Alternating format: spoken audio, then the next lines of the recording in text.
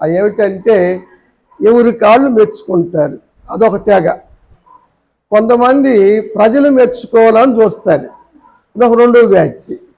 కానీ విశ్వాసులైన వారు ప్రభువు మెచ్చుకునేలా జీవించాలి. ఈ మూడిట్లో ఏది మంచిది అంటారు? ప్రభువు మెచ్చుకోవటమే. దాని గురించి ఈరోజు మనం ధ్యానం చేద్దామండి. కాబట్టి ప్రభువు మెచ్చుకొనటం మంచిది, మేలు అన్న అంశాన్ని ఆత్మీయ తండ్రి అయిన పౌలు గారు కొరింథీ 2వ పత్రికలో 10వ అధ్యాయం 18వ వచనంలో ఒక మాట రాశారు. ప్రభువు మెచ్చుకొనువాడే యోగ్యుడు, కానీ తన్ను తాను మెచ్చుకొనువాడు యోగ్యుడు కాదు. చాలా మంది ఎవరి కాళ్ళు మెచ్చుకుంటా ఉంటారు. అది ధన్యత కాదు, అది యోగ్యత కాదు. దేవుడు మెచ్చుకోవటం మంచిది.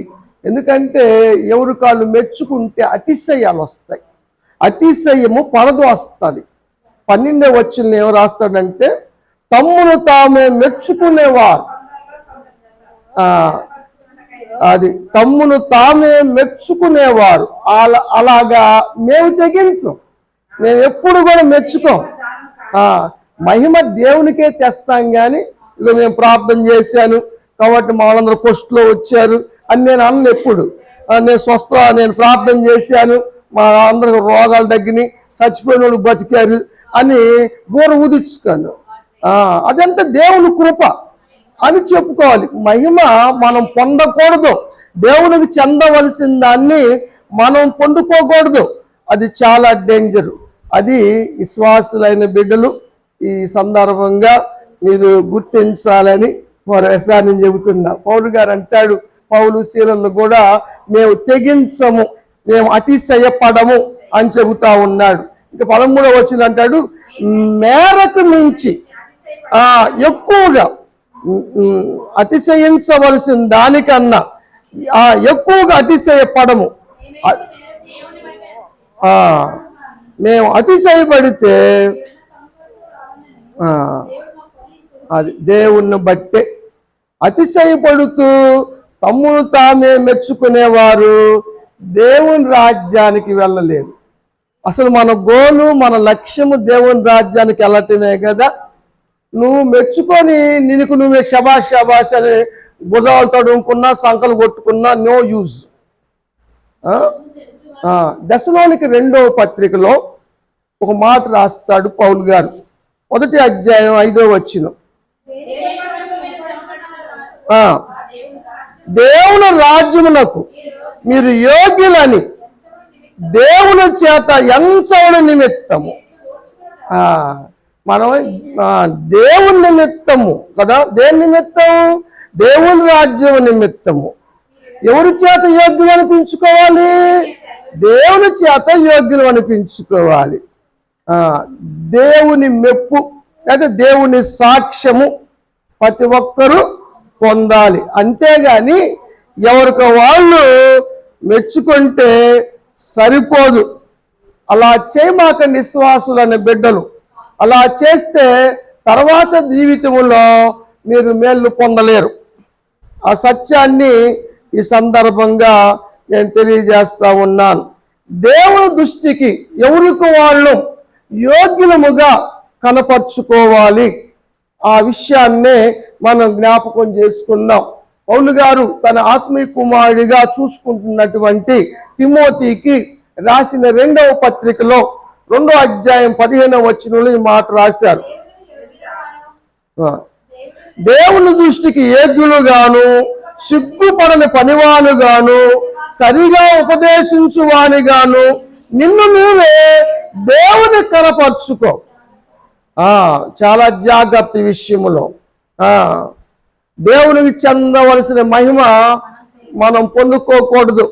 చాలా మంది దేవుని మించి పొందుకుంటా ఉంటారు కదా.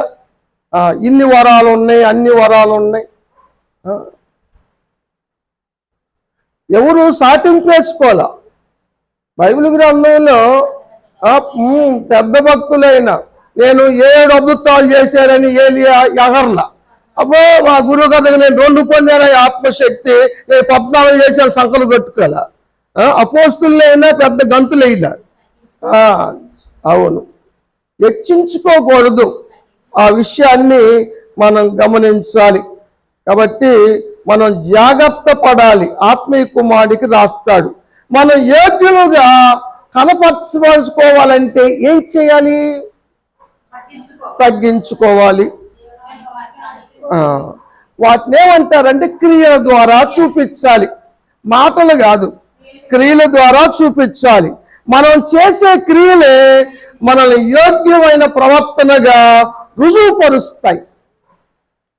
యాకోబు పత్రిక 3వ అధ్యాయం 13వ వచనం.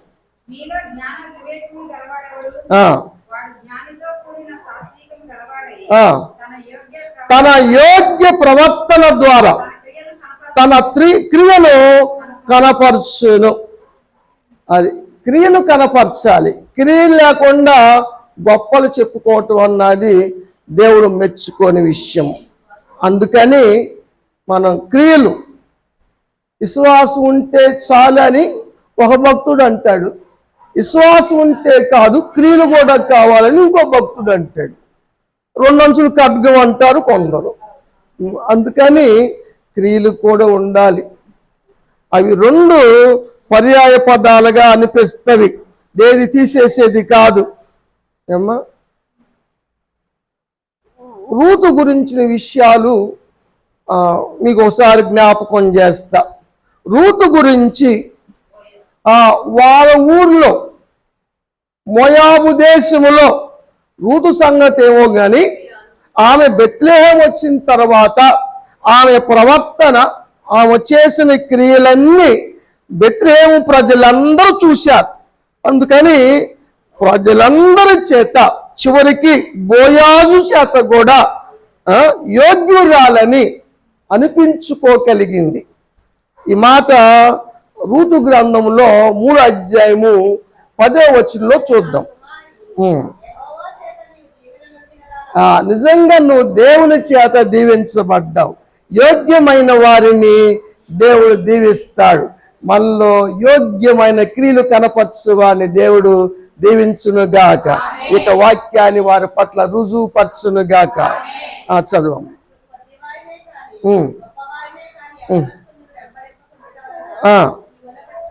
నీ మునుపటి ప్రవర్తన కన్నా కూడా వెనకటి సత్ప్రవర్తన మరి ఎక్కువగా ఉంది. కాబట్టి నా కుమారి భయపడద్దు, చేస్తాను. నువ్వు యోగ్యురాలవని నా జనులందరూ ఎరుగుదురు. దేవునికి స్తోత్రం. నువ్వు యోగ్యురాలవని నీ సంఘం అంతా గుర్తించిందా? కనీసం నీ కుటుంబం గుర్తించిందా? ఎవరు గుర్తించారు నిన్ను? నీకు నువ్వే గుర్తించుకున్నావా కదా? మరి అదే ధన్యత. అందులో ఊరు కాని ఊరు వచ్చి బతుకుతుంది. నేను కాదు, రూతు. ఊరు కాని ఊర్లో వచ్చి బతుకుతా అనిపించుకోవటం ఎంత గొప్ప ధన్యత. యోగ్యురాలని అనిపించుకోవటం. ఆఖరికి బోయాజు గారు కూడా ఏమన్నాడు? నువ్వు యోగ్యురాలివి అన్నాడు. ఏమ్మా, బోయాజు యేసు ప్రభు వారికి సాదృశ్యం అనుకుంటే రూతు సంఘ వధువుకి సాదృశ్యం. ఏమ్మా, కాబట్టి నువ్వు యోగ్యురాలుగా లేకపోతే నువ్వు క్రీస్తుకు సంఘ వధువుగా ఎలా అవుతావు? అవ్వలేవు. అందుకని సంఘ వధువులాగా ఉండండి. క్రీస్తు వధువు, మీరు వధువు సంఘం అంది. కాబట్టి యోగ్యమైన విధంగా జీవించాలి. వస్తే చూసారా, యోగ్యురాలుగా లేదు. మాదియా పారసీకుల అధిపతులు అందరూ కూడా ఏమన్నారు తెలుసా? రాజుగారు, ఈ వస్తీని సింహాసనం మీద కూర్చోబెట్టొద్దు, రానియొద్దు, అసలు ఆమె దించాయి, ఆమెకు బదులుగా ఇంకా యోగ్యమైన ఆమెని భార్యగా చేసుకోండి అని వారందరూ కూడా అన్నారు. అమ్మా, ఎవరన్నారు? ఆయనకి అతిశయం కొంచెం ఉంది. తన భార్య అందగత్తెని అందరికి చూపించుకోవాలని వచ్చిన వాళ్ళందరూ ముందు పిలిచాడు. ఉమ్, ఉమ్, ఉమ్. బైబిల్లో లేదు, నిఘంటువుల్లో లేదు. లేని దాన్ని మనం ఊహించి చెప్పటం మంచిది కాదు. అంటే అన్ని రాయబడలేదు అనుకోమ్మా, అన్ని గ్రంథస్థం చేయలేదు కాదు, కొన్ని ఉన్నాయి. అదే ఇప్పుడు ఒక్కొక్కళ్ళు నడిపింపులో చేస్తారు. వీలైతే బుధవారం చెబుతాను. సత్యవాక్యం చెప్పేవాళ్ళు తక్కువ అయ్యారు కదా. గుడ్.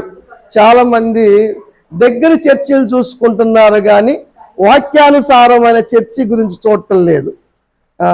ఏ చర్చిలో బైబిల్ సారంగా జరుగుతూ ఉంది అన్న చూడలేదు.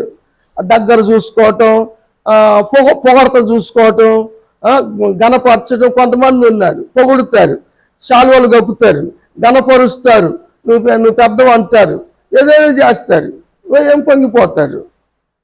మన వాక్యం అలా లేదు కదా. మన వాక్యం ఖండిస్తుంది. సరిచేయాలా, గద్దించాలా, బుద్ధి చెప్పాలా. అందరి ముందు చెబితే కోపం, నా గురించి ఎంత మాట్లాడాలి అంతమంది ముందు. ఎందుకంటారు? అందరికి 1వ అధ్యాయం ఎస్తేరు గ్రంథం 1వ అధ్యాయం 19వ వచనం. రాజుగారు మీకు ఇష్టం అయితే మేము ఒక మాట చెబుతాం. ఇక రాణి వస్తే మీ సన్నిధికి రాకూడదు. ఆజ్ఞ పెట్టండి, ఆజ్ఞ జారీ చేయండి, శాసనం చేయండి. ఏమని? వస్తీ కన్నా యోగ్యురాల్ని రాణిగా చేసుకోండి అని వాళ్ళందరూ అన్నారు. వాళ్ళకు ఒక 7 పెద్దలు ఉన్నారు. మేము కాను అని ఒక ఆయన ఉన్నాడు. వాళ్ళ కమిటీ ఉంది. ఆ కమిటీ ఉంది కాబట్టి ఆ రోజు నుండి ఆమెను దించేశారు రాణిగా. ఇంతకీ ఆమె చేసిన తప్పేమిటి? లోబడకపోవటం, భర్త మాట వినకపోవటం. భర్తకు లోబడినటువంటి భార్య యోగ్యురాలు కాదు కదా. యోగ్యురాలు పెనిమిటి కిరీటం, లోబడింది. అందుకనే యోగ్యురాలు కనిపించిన ఎస్తేరుకు రాజుగారి కిరీటాన్ని పెట్టాడు. వస్తీ కన్నా యోగ్యురాలు ఎవరు? 2వ అధ్యాయం 17వ వచనం.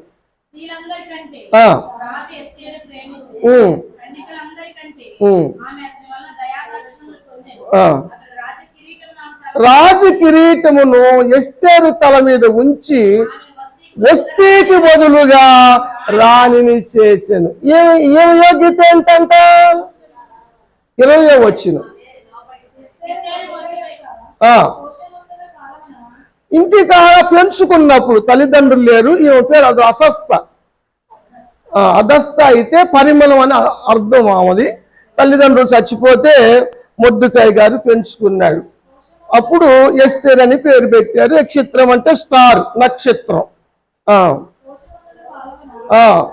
చిన్నప్పుడు ఏ విధంగా ఉందో అధికారం వచ్చిన, సింహాసనం మీదకి ఎక్కిన, రాయనైనా 107 సంవత్సరాల మీద అధికారిని అయినా మొర్దెకాయికి లోబడుతుంది.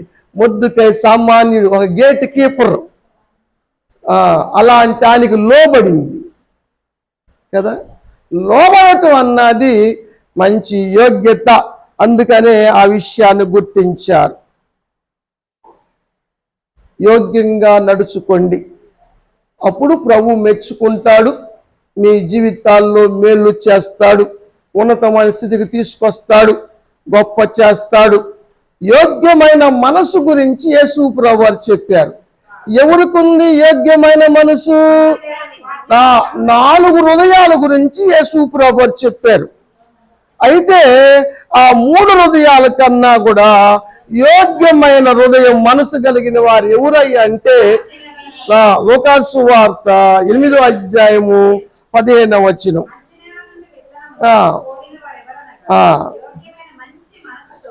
యోగ్యమైన మనసు కలిగి వాక్యం విని దాన్ని అవలంబించువారు ఫలించారు. యోగ్యులు ఎవరు? యోగ్యమైన మనసు ఎవరు? వాక్యం వినేవాళ్ళు కాదు, వాక్యం విని విన్న దాని ప్రకారం నడుచుకునేవారు. ప్రియ దేవుని సంగమా, ప్రియ దేవుని బిడ్డలారా, మీరందరూ రోజు వాక్యం వింటున్నారు, శబాష్, గుడ్.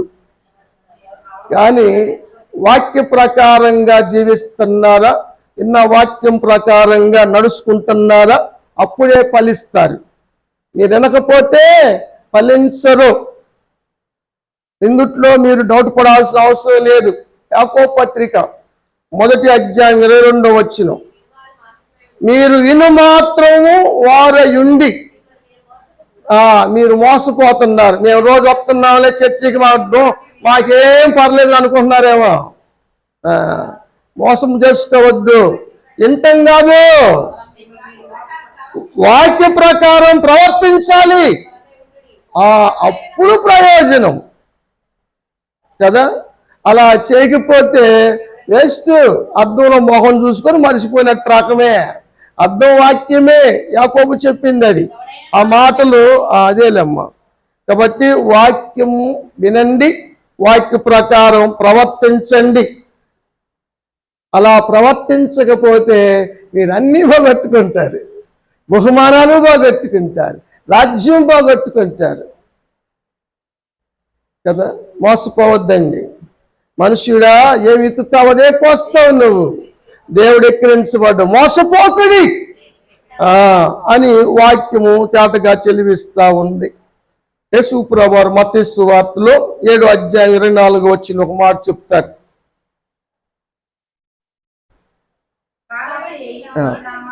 కాబట్టి ఈ నా మాటలు విని వాటి చొప్పున చేయు ప్రతివాడు గురించి చెప్పాడు.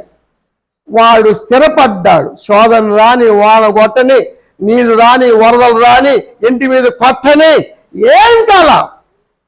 ఎందుకంటే క్రీస్తు అనే బండ మీద ఉన్నాడు అతను. ఎవడాడు? విని విని వదిలేసినవాడు కాదు, విని అవలంబించిన వాడు. ఇంకొక గురించి చెప్పాడు 26వ వచనంలో. ఈ మాటలు విని వాటి చొప్పున చేయని వాడు. వాడికి అటట్టుంది. వానొచ్చింది, వరదొచ్చింది, గాలి వచ్చింది, కొట్టింది, పాటు పడింది. అసలు మామూలు పాటు కాదు.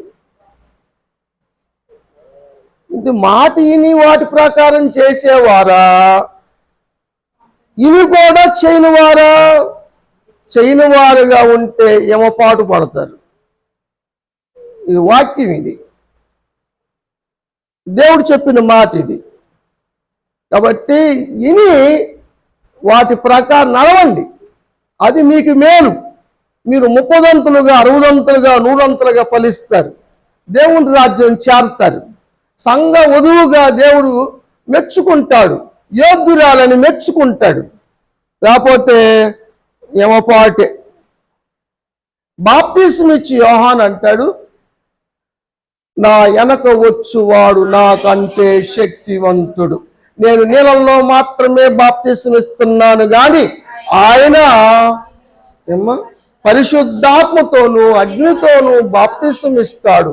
ఆయన చెప్పులు వారు ఇప్పటానికైనా యోగ్యుని కాదని యోహాను గారు రాశాడు 1వ అధ్యాయం 26లో. మత్తయి గారు ఏమంటాడు? చెప్పులు మొయ్యటాను కూడా యోగ్యుని కాదు అంటాడు 3:11లో. ఏదైనా చదవండి, పర్లేదు.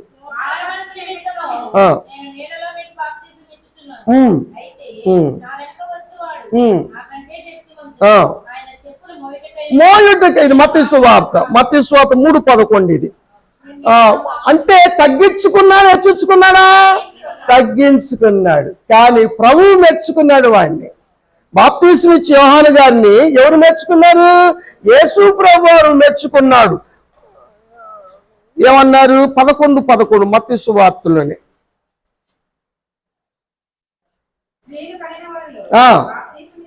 బాప్తీసమిచ్చు యోహాను కన్నా గొప్పవాడు లేడు. దేవునికి స్తోత్రం. ఖండించాడు రాజునైనా సరే కదా. పిలుపు భార్యను తీసుకున్నాడు హేరోదు గారు, హేరోదియా అని ఉంచుకున్నాడు.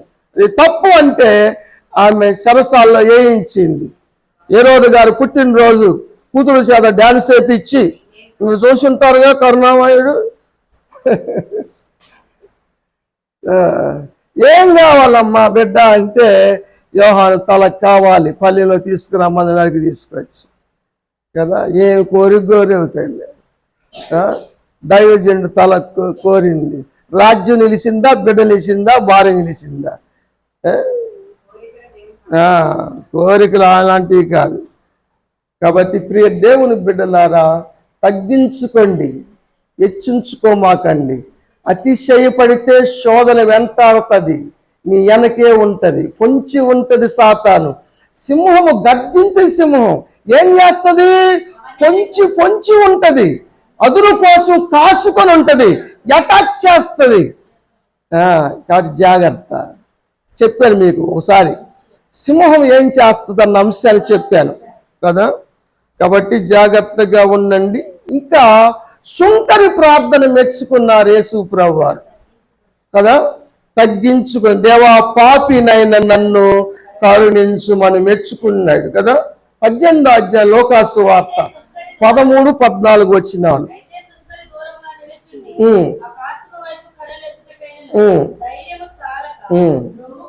రొమ్ము కొట్టుకొనుచు, దేవా పాపినైన నేను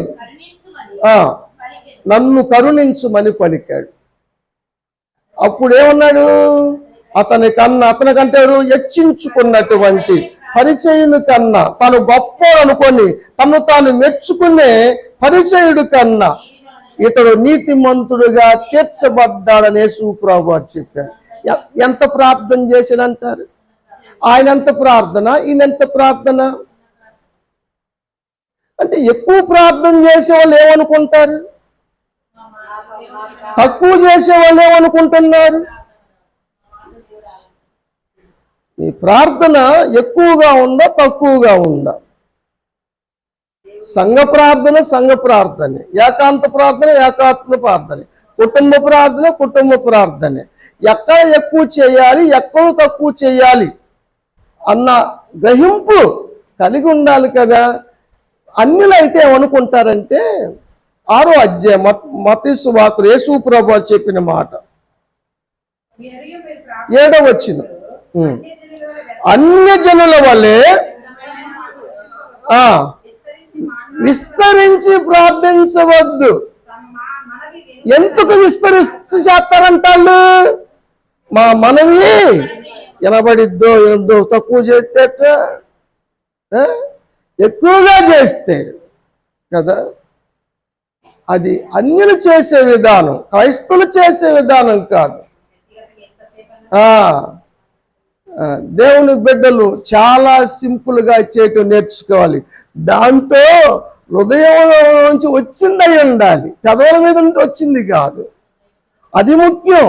వీడి పెదవుల నుంచి వచ్చింది కాదు, సుంకరి హృదయంలో నుంచి వచ్చింది. రొమ్ము కొట్టుకున్నాడు వాడు. చిన్న ప్రార్థనే నీతిమంతుడిగా చేసింది కదా. బైబిల్లో చాలా మంది చిన్న ప్రార్థన చేసినవి ఉన్నాయి. ఎక్కువ దేవుని బిడ్డలు చిన్న ప్రార్థనలే చేశారు. అన్యుల ప్రార్థనలకి మన పోటీకి వద్దండి. చాలా జేబు చేస్తే, ఎక్కువగా చేస్తే, పెద్దగా చేస్తే, మైకులో చేస్తే దేవుడికి వినపడిద్ది అని అనుకోమాకండి కదా. పాటలు పాడేటప్పుడు మైకు పోతే కింద పెట్టేస్తారు, మైకు పాట రాపేస్తారు. మన వాళ్ళు ఎప్పుడు పాడతారు అనుకోండి. కొన్ని చోట మైక్ లేకపోతే పాడరు, సంగీత డ్రమ్ములు లేకపోతే పాడరు. డ్రమ్ ఉందా, ఆర్కెస్ట్రా ఉందా, అన్ని పెడితేనే కానీ వీళ్ళ పాటకు ఊపిరి రాదు. ఇలాంటి వాళ్ళని దేవుడు మెచ్చుకుంటాడా? పిచ్చి పాటలు అన్నాడు, బైబిల్లో ఉన్న మాట మీకు చూపిస్తా. పిచ్చి పాటలే. హృదయంగా చేయి, నువ్వు ఏది చేసినా దేవుడు మెచ్చుకుంటాడు. దేవుడు వచ్చి రాని మాటలు. రేపు వాడు మాట్లాడతాడు, మొదలు పెడతాడు జయదీప్. ఇప్పటికే అలా తెగముచ్చదు చెబుతున్నాడు కుర్రోడికి, నేను ఎల్లెలకే వాడే కొడతా ఉన్నాడు. వచ్చి రాని మాటలు ఎంత సంతోషాన్ని కలిగిస్తావు కదా, వినాలనిపిస్తుంది. ఆ తల్లి హృదయం పొంగిపోయిద్ది. నీవు వచ్చి రాన్ని నీ హృదయంలోంచి నువ్వు చెయ్యి, దేవుడు ఎంత సంతోషిస్తాడు. దానికి గ్రామర్ కావాలి, ఇంగ్లీష్లో గ్రామర్ పెట్టినట్టుగా. దానికి కొంచెం పెద్ద పెద్ద పదాలు ఉపయోగించాలి, భారీ డైలాగ్స్ చెప్పాలి.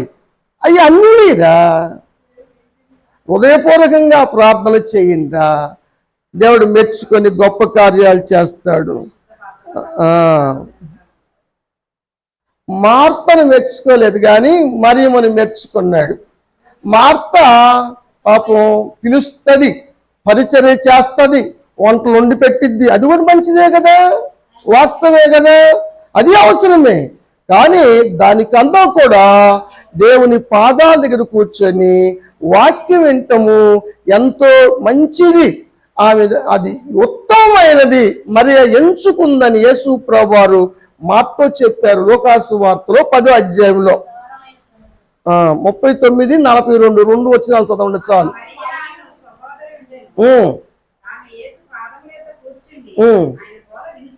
బోధ వింటా ఉంది, ఏమేమో పనులు తొత్తరపడతా ఉంది. యేసు ప్రభు అనే చింత లేదని క్వశ్చన్ చేస్తా ఉంది. 42వ వచనం, మరియు కదా మరియా అది వాక్యం దగ్గర తీసేయలేరురా కదా. పిల్లలు ఆయన చదువుకున్న నేర్చుకుంటున్నారు, ఆ జ్ఞానాన్ని ఎవరు తీసేయలేరురా, నిలిచి ఉంటుంది అంతే. జ్ఞానం మరి ఆడ నుంచి వస్తుంది. నేను 83 సంవత్సరంలో బిఏ పాస్ అయ్యా, డిగ్రీ. సాధన చేస్తాం మరి అది. కాబట్టి ఏమి చేయటం మంచిది. ఈ సందర్భం ఇంకో మాట ఏమిటంటే, కోటాలు ఇంటికాడ పెట్టించుకుంటున్నారు, చాలా సంతోషం.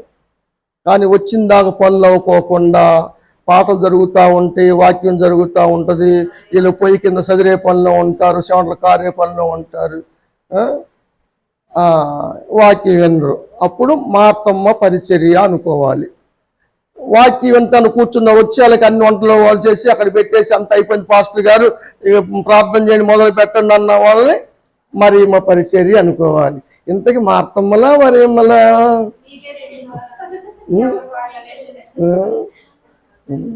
ఎక్కడైనా రెండు ఉంటారు, ఎక్కడైనా రెండు ఉంటారు, అనుమానమే లేదు. మళ్ళీ కోపాలు వస్తాయి.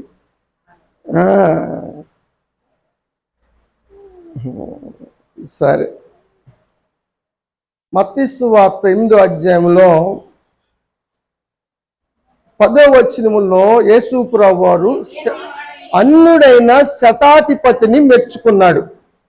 ఏమన్నాడంటే, ఇశ్రాయేలు దేవుని బిడ్డలైన ఇశ్రాయేలులో కూడా నేను ఎంత విశ్వాసం నేను చూడలేదని ఆయన మెచ్చుకున్నాడు. ఏంటంటే మెప్పు కారణం? ఆయన ఏమంటాడంటే, అయ్యా యేసుప్రభువు 7వ వచనంలో నీ దాసుల్ని బాగు చేయటానికి నేను వస్తాను పదా అన్నాడు. అంటే ఇంటికి వస్తా అన్నాడు. నా ఇంటికి రావడానికి ఏగిని కాదయ్యా, మాట మాత్రమే సెలవు, స్వస్థత కలుగుతుంది అని అన్నాడు. అది విశ్వాసం అంటే. నయమానులా కాదు. నయమాన్ వచ్చాడు ఎలీషా గారి దగ్గరికి, సిరియా దేశపు సైన్యాధిపతి వచ్చాడు, కబురు చేసి ఆయన అన్నాడు, యోర్దాను నదిలో పోయి 7 సార్లు మునగమని అన్నాడు. ఎంత కోపం వచ్చిందంటే, రాజులు 2వ గ్రంథం 5వ అధ్యాయం 11వ వచనం చూస్తాం.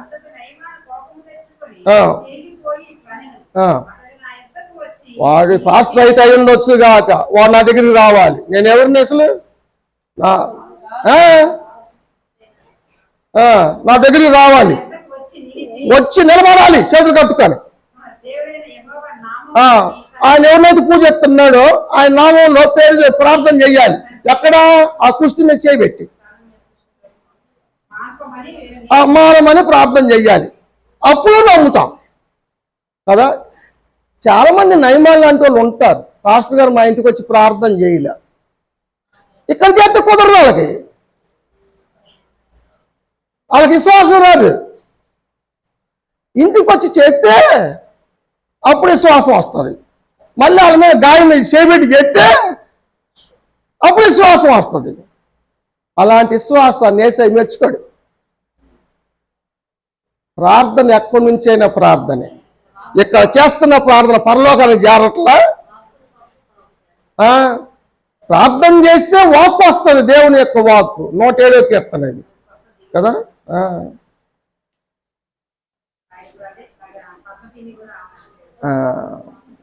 అందరూ అనేవాళ్ళే. అది ఏలు ఒక ఏపు చూపించే ముందు 3 ఏళ్ళకి సమాధానం చెప్పుకోవాలి. ఆ కెపాసిటీ ఉంటే ఏళ్ళు చూపించాలి. అది నోరు మూసుకోరా, పైన భగవంతుడు అని బొట్టేలు పైకి చూపించింది కదా. తీర్పు తీర్చేది ఎవరు? దేవుని చోట్లోకి వెళ్ళమాకండమ్మ. కానుకలు వేసేవారి విషయంలో యేసయ్య పారదోస్తా ఉన్నాడు. అందరూ వారు కలిగిన దాంట్లో లీస్ట్ ఏది ఉందో తీసి దాంట్లో వేస్తున్నారు. కానీ దేవ ఎదవరాలు తన దగ్గర ఉన్న 2 కాసులు వేస్తే మెచ్చుకున్నాడు. నువ్వు ఎంత వేసావన్నది కాదు, ఏ హృదయంతో వేసావన్నది చూస్తాడు ఆయన. లెక్క ప్రకారం ఈ 2 కాసుల కన్నా చాలా మంది ఎక్కువ వేశారు. మొత్తం ఉన్నదంతా వేసింది, ఆ జీవనం అంతా వేసేసింది. వీళ్ళు అత్తయ్యలా. కాబట్టి దేవుడికి ఇచ్చే మనసు తెలుసు. కయ్యూని అర్పణ అర్పించాడు, ఏబేలు అర్పణ ఇచ్చాడు. ఎందుకు కయ్యూని ఎందుకు దేవుడు అంగీకరించేదంటే అది. కాబట్టి నువ్వు చేసే వాటిల్లో దేవుడు ఎన్ని మెచ్చుకుంటున్నాడు? ఇప్పుడు మనం విన్న వాటిల్లో ఎన్ని ఉన్నాయి? నాలో నీలో అన్నీ ఉన్నాయా? పర్లేదు, వెరీ గుడ్, ఏం పర్లేదు. యేసు ప్రభువు అన్నారు యోహాను సువార్తలో 4వ అధ్యాయము 5వ అధ్యాయం 44వ వచనం, అద్వితీయ దేవుని వల్ల వచ్చు మెచ్చుకులు కోరుకొనక. ఇదొక బ్యాచ్, ఒకరి గురించి ఒకరు పొగడుకోవటం. అది అందుకే నేను ఎక్కువగా సభలు పెట్టను.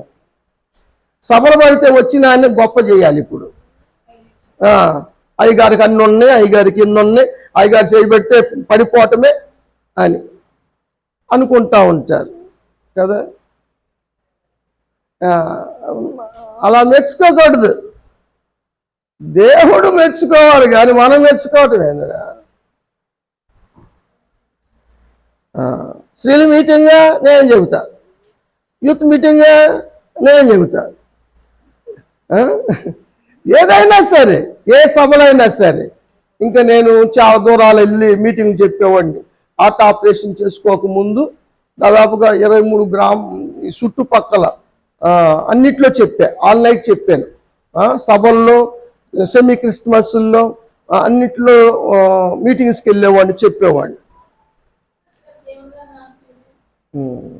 చెప్పాను, తర్వాత చెప్తాను, మాట చెప్తా. 12వ అధ్యాయం 43వ వచనం ఏమో యోహాను సువార్త.